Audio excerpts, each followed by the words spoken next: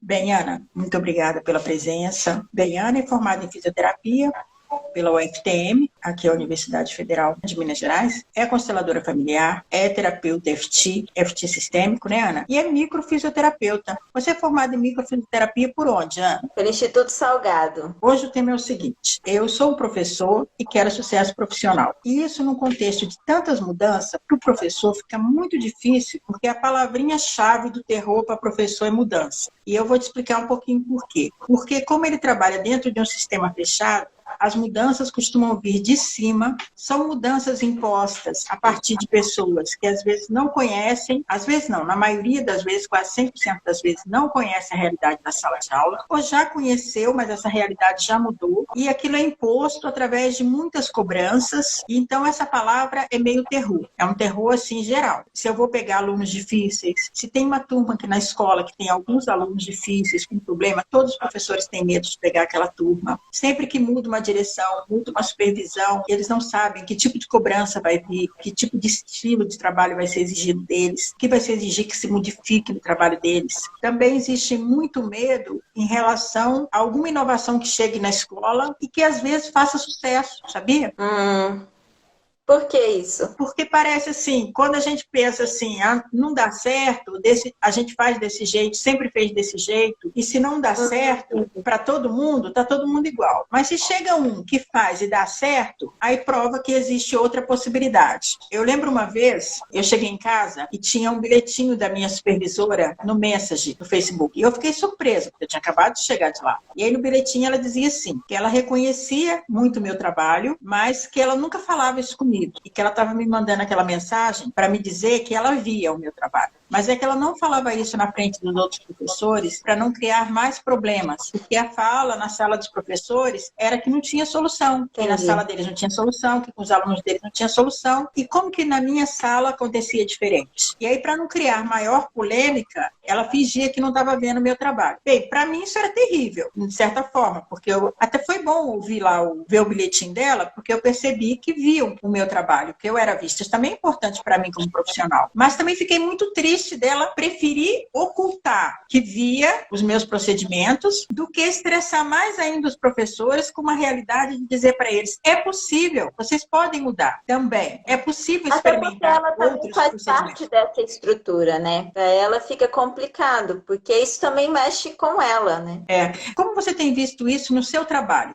Quando as pessoas chegam aí adoecidas, com atestado médico, por exemplo, as pessoas pegam muito atestado médico, quando eles se defrontam com um aluno problema, o medo de ter um confronto com um aluno problema dentro da sala de aula, quando eles têm um confronto com alguém novo na direção, é muito difícil. Quando eles têm que lidar com um professor que chega com uma estratégia nova, que funciona e aí gera comparação, o professor tem muito medo de ser comparado com o outro, se compara também o tempo inteiro. Quando o professor chega lá com um atestado para você, que chegam muitos? Muitos. Oi, gente, sejam bem-vindos. Eu trabalho em Viçosa, né, que é uma cidade universitária. A classe mais conhecida aqui é de professores, e eu percebo a grande diferença entre a dinâmica dos professores universitários e a dinâmica dos professores de ensino infantil, fundamental e médio, né? Professores do colégio. Eu vejo uma grande, imensa diferença. Ambos têm todas essas questões, e para o profissional que recebe isso, né, quando eu recebo esse professor, eu recebo ele tanto fisicamente quanto emocionalmente. Como eu trabalho com ferramentas físicas, né, que é a fisioterapia ortopédica, as manobras manuais e tudo mais, mas eu também trabalho com a constelação familiar, com a microfisioterapia, com o EFT, e a cidade é pequena, então todo mundo já sabe assim, vai nela, porque ela já vai te tratar o físico e o emocional, porque isso daí também deve ser um pouco emocional. Então eu recebo... Mas, Ana, isso já está na sua marca. Qual é o nome da sua marca? Psique do corpo. Então eu já recebo esse professor com um todo. Como, assim, unicamente fisioterapeuta, a gente, desde a faculdade, sempre tem essa brincadeira que ninguém quer o paciente do INSS, que é aquele paciente que ele quer encostar, ele precisa disso, né? E é uma coisa muito delicada, porque a gente não pode julgar esse profissional, porque se ele quer parar é porque deve estar pesado, mas também a gente tem todo um sistema que precisa da mão de obra dele. Então, a mão de obra dele é precisa e não dá para a gente abrir mão, e também não dá para sustentar todo mundo que quer parar sem que essa pessoa esteja trabalhando. Então, são questões muito complexas. Deixa eu ver se eu entendi o que você está falando. A pessoa vai lá, mas ela não quer ficar curada, por exemplo, da dor nas costas, ou da coluna, ou de alguma coisa. Ela quer ficar encostada, é isso? Normalmente, isso acontece. Isso acontece com muita frequência. E aí, atualmente, a prioridade... Antes, quando você tinha uma dor crônica, você até conseguia se aposentar. Se você tinha muita dor, a dor era um parâmetro importante na avaliação do INSS. Hoje em dia, já não é assim mais. A função é um parâmetro muito mais importante. Então, se a sua mão dói, mas ela funciona, então você vai tomar um analgésico, você vai tomar medidas analgésicas para ela diminuir a dor, mas ela funciona. E aí, isso fisicamente já é muito difícil, porque é muito difícil você trabalhar com dor física. E aí, é mais difícil ainda em relação ao emocional, porque eu penso assim, né? Você que fala muito isso também no seu trabalho, o corpo, ele é alma em estado sólido. Então, pensa na água. A água no vapor, a água em estado líquido, a água no sólido. É tudo água, só que em formatos diferentes. Isso. Então, para o corpo, é difícil ir lá, levantar e trabalhar, mesmo com tanta dor. E pro emocional, isso ainda se torna mais complexo ainda, porque o emocional a gente não tá enxergando. Então, o emocional, ele é uma coisa abstrata. Quando você bate o seu dedo mindinho na beirada da cama, aquilo ali não ataca só seu físico. Você bate, grita, fala, ai, faz um palavrão, aquilo já abala o seu emocional. Aí passa seu marido na sala e pergunta, o que foi? Você já xinga ele, aquilo já abala o seu sistema. Uma coisa simples, ela vai desencadeando. Então, a gente não é isolado. Então, um professor que ele tá com uma dor nas costas, aquilo já tá no sistema emocional dele, já tá na família dele, já tá no sistema, na relação dele com os filhos. Aquilo ali já impregnou. Então, não importa mais também por onde começou. Ah, começou pelo emocional. Ah, começou pelo físico. Nunca importou quem nasceu primeiro, o ovo ou a galinha, pra gente ter ovo e ter galinha.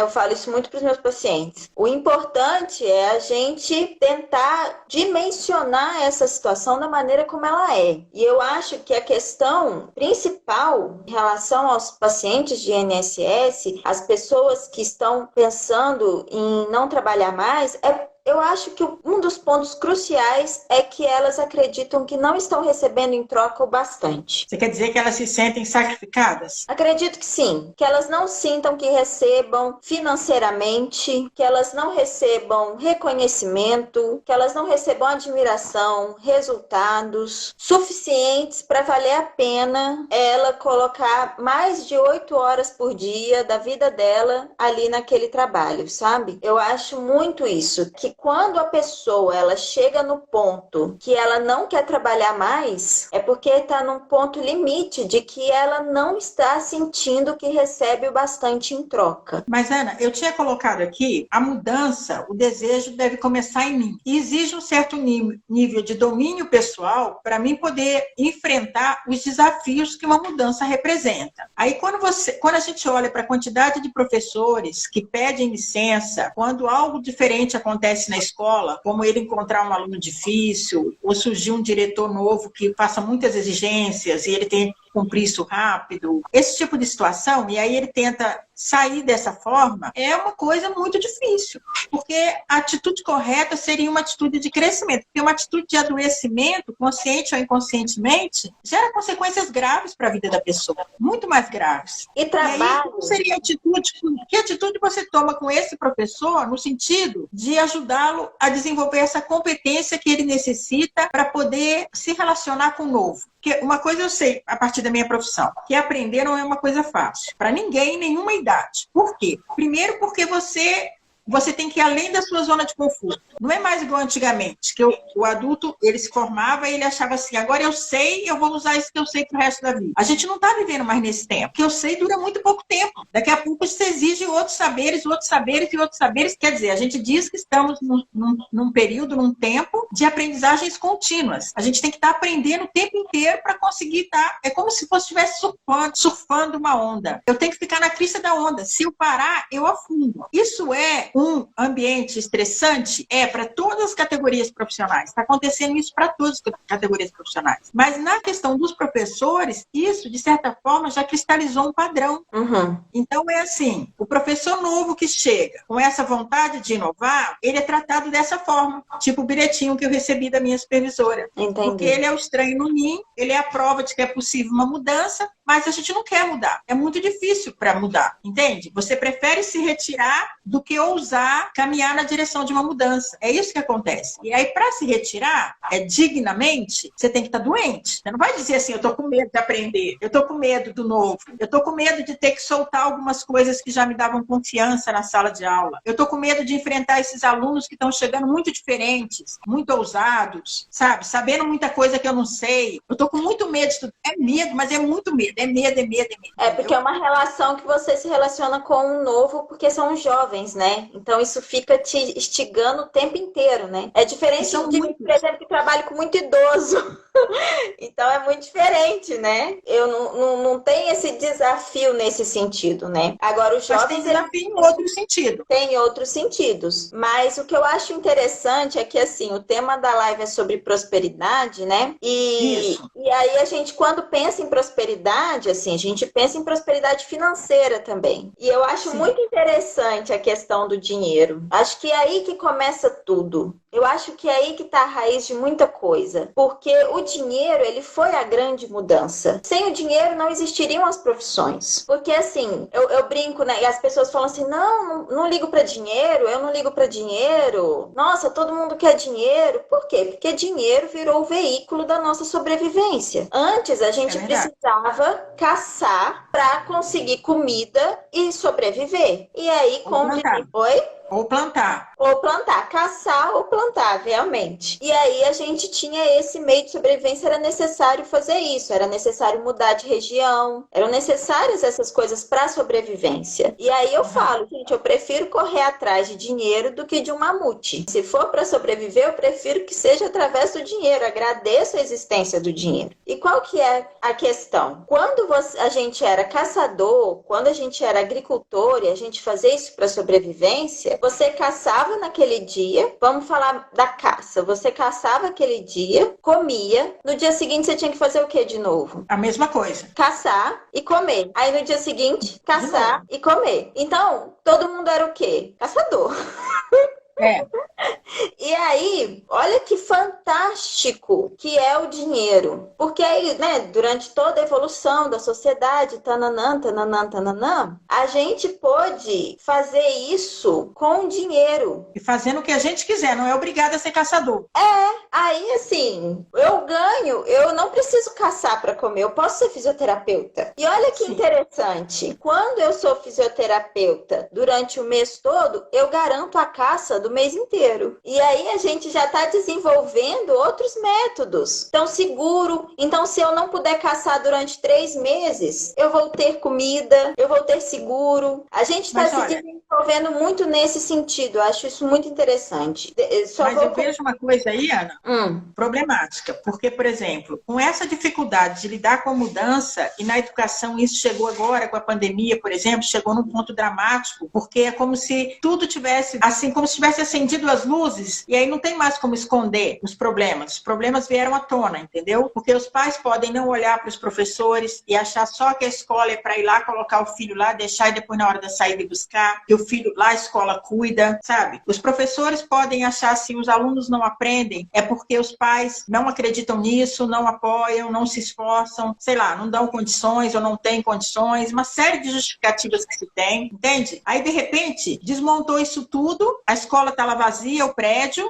as crianças estão em casa, os professores estão tendo que aprender a lidar com uma coisa que eles tinham pavor, que até 3 meses atrás só sabia falar uma coisa: como tirar o celular da sala de aula, como tirar o celular da sala de aula. Veio lei para tirar o celular da sala de aula, sabe? E a agressividade dos alunos, os professores cada vez com mais medo do aluno, porque o mais grave é a gente ver que o professor, em muitos casos, tem medo do aluno. Às vezes, um aluno numa classe, uma classe de 30, um aluno faz um professor pedir licença e ele não ter essa competência emocional para lidar com esse aluno. Sim, mas o que eu acho interessante é o professor se conectar conectar e todas as profissões, se conectar com o desenvolvimento que isso já é mudança, que isso já é muito diferente. E olha, dentro daquilo que você está falando, é verdade. Se tem essa fala na educação, o professor é mal pago, é mal pago. O professor sacrificado, tendo que dar aula em 4 escolas, 3 escolas diferentes. Essa semana eu fiquei sabendo de uma professora, olha só, ela dá aula em 4 escolas diferentes, numa cidade tamanho de Araxá, e aí quando ela foi fazer as contas, porque está muito endividada, ela foi fazer as contas, ela descobriu que só de deslocamento ela gasta quase o salário dela inteiro, só de combustível. Então, aí você me fala que essa professora é uma outra que não suporta, que está numa situação de muita cobrança, vai pedir licença no INSS, vai receber menos ainda, menos dinheiro ainda. Vai receber menos dinheiro ainda, não pode trabalhar, porque se está encostado pelo INSS não pode ter outro trabalho. Quer dizer, a situação, as estratégias que têm sido usadas para solucionamento acabam criando mais problemas, inclusive para a sobrevivência. É esse ponto que eu gostaria de chegar, que a gente tem uma relação muito conflitante com o dinheiro. Então, quando o professor fala assim, a gente deveria receber mais, a gente deveria receber mais, a gente deveria receber mais, será que assim, é igual o cara do Big Brother, que ele ganha aquele mundo de dinheiro e passa menos de um ano ele tá pobre de novo? A questão não é você receber o dinheiro. O dinheiro, a gente vê na constelação familiar, eu já representei o dinheiro em umas 2 ou 3 constelações, ele é amoral, ele tá aqui para servir, assim como a água, como o sol, nasce para todos. O dinheiro é uma energia muito parecida, é uma informação muito parecida. Então, a questão, algo com a minha profissão foi muito parecido. A fisioterapia também, agora que ela está ascendendo, mas ela passou décadas recebendo miséria. O meu primeiro não. Depois de 1 ano de formada, trabalhando 1 ano, sabe quanto que eu ganhei no final do mês por ter trabalhado 20 horas semanais em um hospital? Sabe quanto? 30 reais. 30 reais. Sério? Tô falando sério. 20 horas semanais em um hospital. Olha o tamanho da responsabilidade. Com pacientes cardiopatas, bebês. Aspirar um bebê, colocar uma cânula dentro do nariz do bebê, sugar o catarro do pulmão dentro do bebê e tirar. Eu recebi 30 reais no final do mês. Então, a fisioterapia, e ainda tem fisioterapeutas passando por isso, tá diminuindo. Mas o que eu observei na minha classe? Que quando a gente diminuiu o discurso que as pessoas só valorizam os médicos, se a gente não é valorizado, a gente faz e não nada dá certo, as pessoas não veem o nosso trabalho. Quando a gente parou esse discurso e falou assim, olha, peraí, a gente precisa se profissionalizar, porque a gente é a menina da fisioterapia, sabe? Sabe, a Flor é a menina da fisioterapia. A gente precisa tomar uma postura diferente. A gente precisa se profissionalizar. E aí começou a vir um processo de profissionalização mesmo, e fisioterapeutas que começaram a tomar atitudes diferentes, que começaram a ousar diferente, falaram, olha, então assim, não vai ser mais clínica, não vou atender mais por convênio. Não vou trabalhar por convênio. Teve até um movimento, assim, eu prefiro atender de graça do que atender para o que o convênio quer me pagar. Então, eu prefiro doar o meu serviço. Houve até esse movimento. E aí, funcionou, tanto que assim, hoje tem fisioterapeuta que recebe, sim, 400 reais a consulta. Sim, então isso é um crescimento muito grande. Mas a questão é que a gente pensa que assim, se amanhã a gente colocar 5 vezes mais o salário do professor, o problema de prosperidade em relação aos professores vai estar resolvido. E não vai estar. Se essa mudança não vier de dentro dos professores, se eles não se abrirem para a prosperidade de dentro para fora, não adianta o de fora vir e tentar entregar. Ana, eu acabei de receber aqui um vídeo de um projeto das minhas colegas de curso normal no Guarujá. Fizeram curso normal junto comigo, eu saí da área da educação, porque achei que não tinha condição de eu ficar lá, eu não cabia lá dentro, e elas continuaram até hoje. Essa é professora de história, está na secretaria, porque é uma característica do plano de carreira que professores é que vão para a secretaria de educação, é que vão para as funções acima, né? Então eles saem dessa sala de aula e vai. Então não faltam programas do governo, de cima para baixo mesmo, não faltam programas para o professor, vamos inovar na sala de aula e tal, só que é como se fosse chuva de verão. É como se o professor tivesse encapsulado, assim, ó. Aquilo bate assim, até no dia, às vezes, do treinamento, do congresso, lá na hora tem uma animação, mas depois do dia a dia, o que a gente poderia, assim, dar para esse professor como um exercício, uma ferramenta, para que ele pudesse se abrir para essa mudança, se abrir para essa prosperidade? Que o que você está falando aí, se eu entendi, eu, enquanto pessoa e profissional, quando me abro para um crescimento profissional, e daí eu me posiciono de uma forma que eu me valorizo, que eu valorizo o resultado do meu trabalho, que eu assumo a responsabilidade por isso. Porque, infelizmente, tem um grupo de professores que se importa muito com o resultado do trabalho, que a turma dele tenha sucesso, que os alunos dele tenham sucesso. Mas não é a regra. Infelizmente, não é a regra. É como se essa frustração, ou esse sonho, ou esse desejo, já tivesse até, assim, perdido a graça, sabe? Parece, sei lá, parece que tá todo mundo anestesiado. Sabe aquele vídeo que tinha do Michael Jackson? Todo mundo assim, thriller, todo mundo... Parece isso. E aí as falas que a gente ouve não tem solução. Os mais esforçados são aqueles que repetem assim, mas a gente tem que continuar mesmo assim. Só que esse continuar é continuar do mesmo jeito. Comemorando o dia do índio, comemorando o dia do professor, comemorando o dia dos pais, aí tem dia dos avós, e vai de dia em dia. É sério, é dramático, é dramático. Eu, professor normal, tinha um caderno lá para todos os dias. Dia do índio, dia da independência, dia de Tiradentes, e continua. Até hoje continua. É assim, né? É assim. Aí você vai na universidade, o nível de alunos, o número de alunos que não conseguem terminar o curso, que não conseguem entregar uma monografia, um TCC, que se suicidam. É uma coisa dramática. E a gente finge que não está acontecendo nada. Por isso que eu acho que o primeiro passo é ressignificar essa visão do dinheiro. O dinheiro mesmo. Individualmente, você fala. Cada um para si. Sabe por quê? Porque quando você faz cada um para si, quando você faz em si, é como se você pegasse uma pedrinha e jogasse na água, no lago. Aí vai fazendo assim, não é? A onda vai acontecendo. Então, em si, é o caminho mais curto. Então, as pessoas chegam muito no meu consultório querendo estar certa. Tem gente que paga para eu falar para ela que ela está certa. Não sei que autoridade é essa que eu tenho para julgar se um ser humano está certo ou errado. E eu falo assim, olha, você vai ter sorte se eu virar para você e falar que você está errada. Porque se o erro estiver em você, você já está aqui, a gente consegue resolver. E ainda tem questões muito mais profundas, que não existe certo e errado. Mas, a grosso modo, aqui, em resumo, é bom a gente poder saber que tem coisas que a gente pode fazer. Porque se a gente for depender do mundo mudar, do governo mudar, da escola mudar, de toda essa estrutura mudar, meu Deus do céu, vão ter...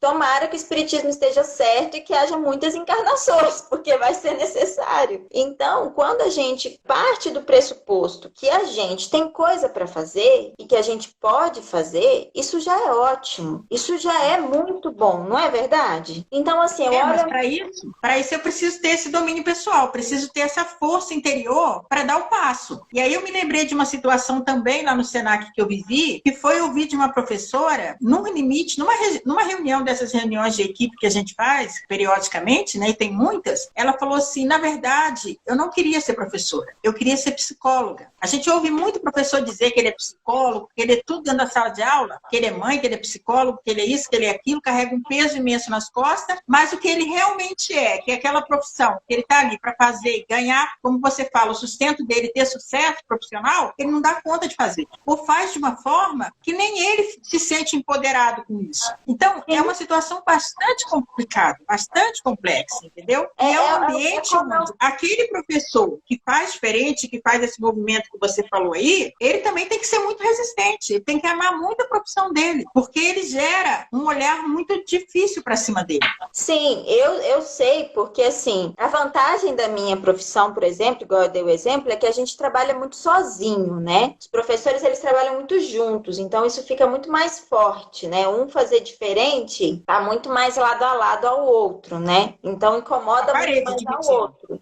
Aqui, assim, na minha profissão, a gente trabalha muito isolado, né? Cada um no seu consultório, cada um na sua clínica. Então, quando um faz diferente, ele até quer ir lá e saber e tentar fazer igual, né? E é um pouco diferente. Eu acho que a questão dos professores é igual eu falo com alguns pacientes. Olha, esse é um elefante que precisa comer aos pedaços. E aí, eu tenho uma amiga nutricionista nutricionista que ela fala: a vida em pedaços é mais fácil de ser digerida. Se o professor olha para o todo e olha o todo e só fica analisando, fica analisando, é análise que não tem fim, porque é uma estrutura muito antiga, que já vem de geração em geração e que tem muitas histórias e que tem muitos acontecimentos. Então, se você for analisar tudo, realmente é de startar. Você vai olhar, tem uma montanha de coisa. Agora, se você pega e fala assim, não, então eu vou passo a passo. Chega uma hora que aquilo transforma. Chega uma hora que aquilo ali vira. Se você fica passo a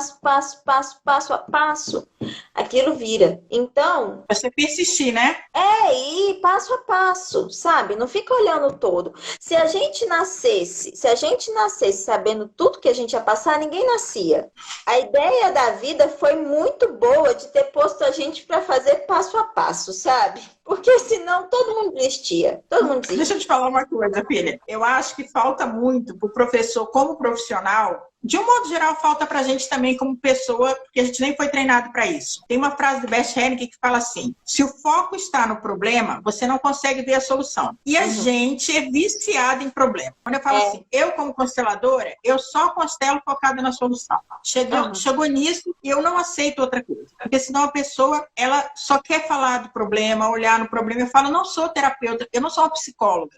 Esse tipo de coisa não é, eu não sei o que fazer com isso. Só sei te falar o seguinte: todo mundo tem problema. E hoje a gente sabe que a atenção é força criativa. De tanto olhar para o problema, ele até cresce. Tem esse momento de olhar para compreender, olhar para ressignificar, mas esse grude, esse apego ao problema, a gente nem consegue ver a solução, realmente. Olhar para ela e, principalmente, se comprometer com ela. Aí tem uma pessoa fazendo uma pergunta interessante aqui. Como dar esse primeiro passo com o professor em relação ao dinheiro? Eu acho que o primeiro é desmistificar essa ideia de que ser professor é uma missão, porque isso é uma ideia que desqualifica. E desqualifica muito também das profissões de ajuda. Como se ajudar fosse uma coisa de caridade. Aí o professor está lá, então se ele trabalha na escola pública, se ele trabalha numa escola de periferia, com uma comunidade mais carente, aí mesmo é que ele começa a se achar um santo, e santo, dinheiro e santo não combina muito, né? Porque fala lá que o rico não passa nem pelo buraco de 10 agulhas, que é dirá de uma. Então tudo isso são crenças que sim, a gente precisa fazer uma terapia e ressignificar. E olhar diferente para ele. E parar o professor de ser um pedinte. Ele não é um pedinte. Também aqui me vem uma outra coisa, viu, Ana? Quando a gente foca na solução, tem outro lado também. Na escola particular é um pouco diferente, porque tem dinheiro envolvido e peso. Isso dá peso. E o professor é pressionado de uma outra forma. Mas a família que coloca o filho numa escola pública, ela se sente menos. É porque ela não pode pagar a particular que ela coloca na pública. Isso é uma distorção terrível, porque a escola pública é paga por todos nós. Os professores lá recebem e são pagos pela população. Não existe nenhum demérito em colocar um filho na escola pública. Eu, por exemplo, fiz um planejamento para meus filhos e até o ensino médio eles ficaram em escola pública. Eu só coloquei na particular, no final, no ensino médio, porque eu não queria que eles fizessem cursinho para ir para a universidade. E mesmo assim, eu tive uma filha que sabotou a regra, fez escola particular e foi para o cursinho para entrar na universidade. Por isso eu não vou cometer o mesmo erro com a minha filha, eu vou deixar ela formar tudo na pública.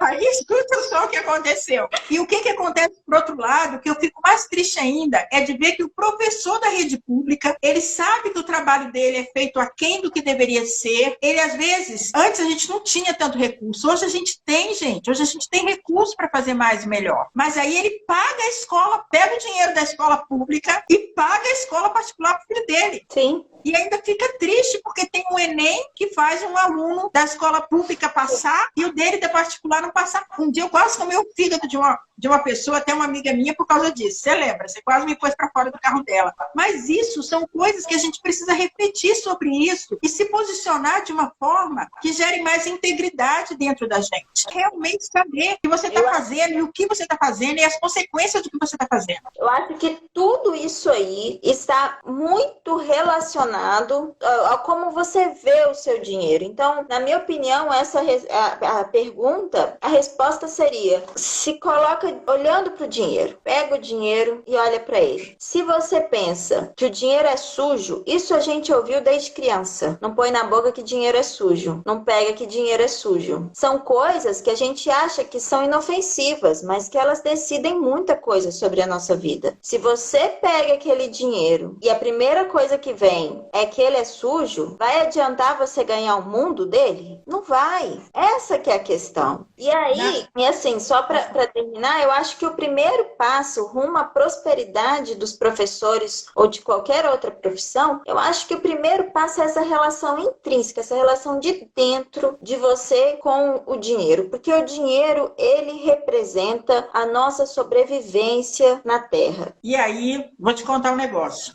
Isso leva a gente lá para as ordens do amor do Bert Helling, lá para o trabalho do Bert Helling, quando ele fala que o dinheiro, ele é como o sangue, ele é nutrição. E ele leva a gente para a relação com a nossa mãe.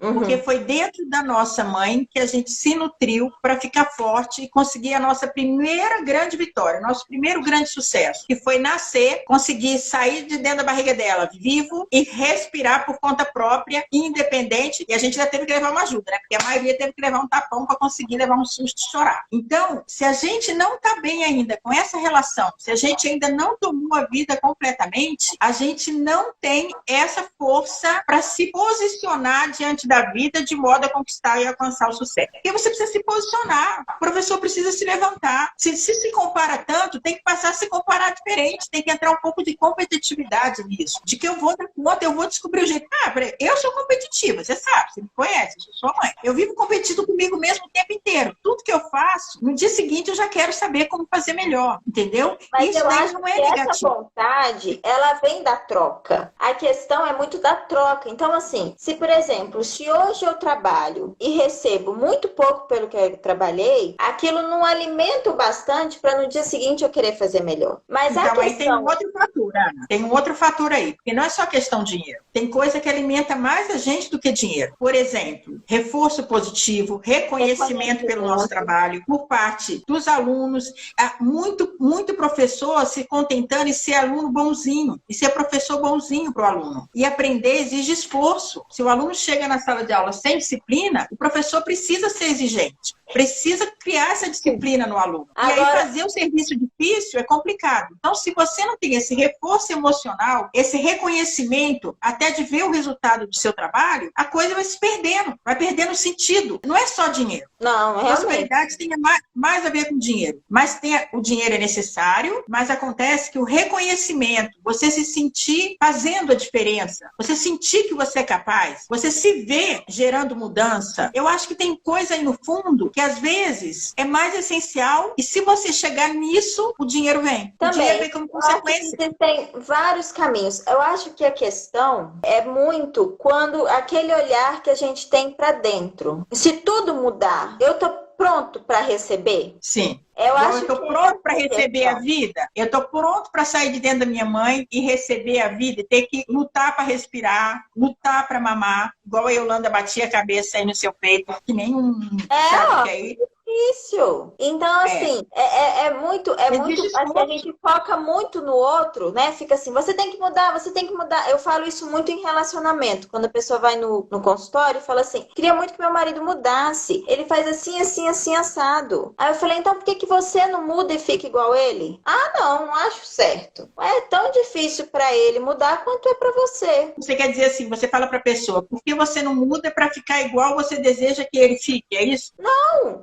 Por que assim, se você quer que os dois se relacionem, se você quer se relacionar bem com ele, aí você acha que é ele que tem que mudar. Por que você não muda para se relacionar bem com ele do jeito que ele é? Você quer que ele mude para ele se relacionar bem com você do jeito que você é. Mas você não quer mudar para se relacionar bem do jeito que ele é. Por quê? Porque isso é muito difícil. Porque isso não funciona assim. Olha, então, o Felipe me falou que a gente tem 10 minutos. E aí eu queria que a gente falasse, você termina esse raciocínio e fala um exercício, me ajuda a falar um exercício que o professor possa se posicionar diante da mudança que está sendo exigida dele agora. Porque senão ele acaba criando mais resistência, se fechando mais ainda, se vitimizando mais ainda. Porque agora ele foi confrontado com esse mundo virtual que a maioria não estava acostumada. O nível de exigência mudou porque ainda veio um tanto de coisa diferente. Muitos professores, para você ter ideia, não é só o aluno que não tem o celular, que não tem o Wi-Fi bom.